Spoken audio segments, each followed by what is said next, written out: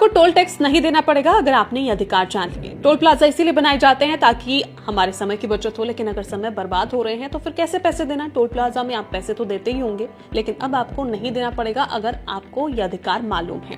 पहला अधिकार तो ये कहता है कि यदि आपको किसी टोल प्लाजा पर 10 सेकंड से ज्यादा इंतजार करना पड़ रहा है तो आप बिना टोल दिए आगे बढ़ सकते हैं, यानी कि वहां से जा सकते हैं। साल 2021 में एनएचएआई की ओर से ये नियम लागू किया गया था। हालांकि ज्यादातर लोगों को ये नियम नहीं पता है।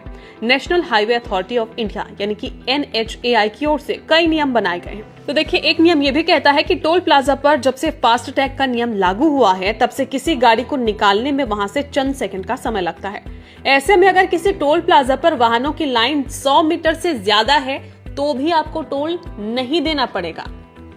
टोल प्लाजा के नजदीक कई लोगों के घर होते हैं और ऐसे लोगों को भी टोल प्लाजा में टोल नहीं देना पड़ता, पैसे नहीं देने पड़ते। ऐसे कई सारे अधिकार हैं हमारे, कई सारे नियम भी हैं। इसे जानने के बाद अब आप भी सोच रहे होंगे कि ऐसे तो हमने कई बार टोल प्लाजा पहुंचे हैं और कई बार पैसे भी दिए हैं, जबकि आपको नहीं देना था।